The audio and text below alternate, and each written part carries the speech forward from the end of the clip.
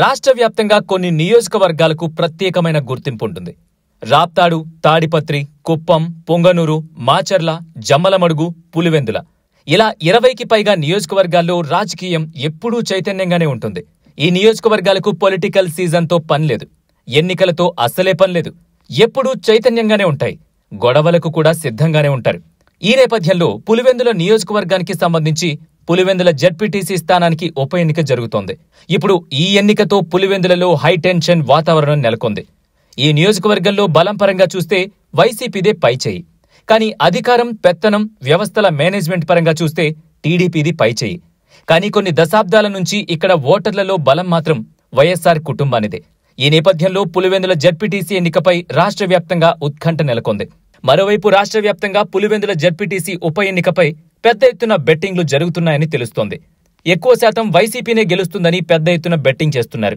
ఇక తెలుగు తమ్ముళ్లు కూడా జగన్ కోటను బద్దలు కొడుతున్నాం, టీడీపీ ఈసారి ఖచ్చితంగా గెలుస్తుంది అని పెద్ద ఎత్తున బెట్టింగ్ చేస్తున్నారట. ఇక గ్రౌండ్ లెవెల్లో పులివెందుల్లో హైటెన్షన్ వాతావరణం నెలకొంది.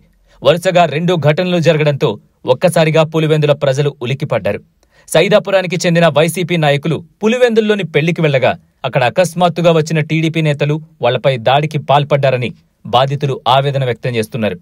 నిన్న నల్లగొండవారి గ్రామంలో ప్రచారానికి వెళ్లిన ఎమ్మెల్సీ రమేష్ యాదవ్తో పాటు వేల్పుల రాముపై కర్రలతో, రాళ్లతో టీడీపీ నేతలు దాడి చేశారు. ఈ దాడిలో 5 వాహనాలు ధ్వంసమయ్యాయి. నిన్న, ఇవాళ జరిగిన ఘటనలో వైసీపీ ఎమ్మెల్సీతో పాటు పార్టీ మరో ముఖ్య నాయకులకు తీవ్ర గాయాలు కావడంతో వైసీపీ శ్రేణులు ఆగ్రహం వ్యక్తం చేస్తున్నాయి. పులివెందుల జెడ్పీటీసీ స్థానాన్ని గెలుచుకోవడానికి ఒకవైపు అవినాష్ రెడ్డి, మరోవైపు సతీష్ రెడ్డి, ఇంకోవైపు జగన్ మేనమామ రవీంద్రనాథ్ రెడ్డితో పాటు రాచమల్లు, రామసుబ్బారెడ్డి, కడప జిల్లాలోని నేతలందరూ పులివెందులపై ఫోకస్ పెట్టారు. మరోవైపు టీడీపీ కూడా పట్టు బిగిస్తోంది. పులివెందులలో బలం పెంచుకునే పనిపై ఫోకస్ పెట్టింది.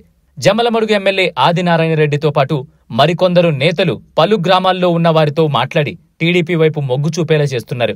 ఈ నేపథ్యంలోనే టీడీపీకి అధికార బలం ఉంది కాబట్టి గతంలో వైసీపీ నేతలు ఏ విధంగా అయితే దౌర్జన్యాలు, బెదిరింపులు, దాడులు చేశారో వాటికి తగ్గట్టుగానే టీడీపీ కూడా ఏమాత్రం వెనకడుగు వేయడం లేదని చర్చ వినపడుతోంది.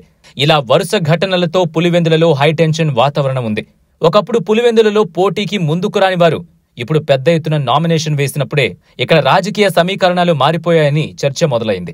మరి ఈ నెల 12న జరుగుతున్న ఎన్నికల్లో పులివెందుల ప్రజలు ఎలాంటి తీర్పునిస్తారన్న దానిపై ఇప్పుడు రాష్ట్ర వ్యాప్తంగా ఉత్కంఠ నెలకొంది.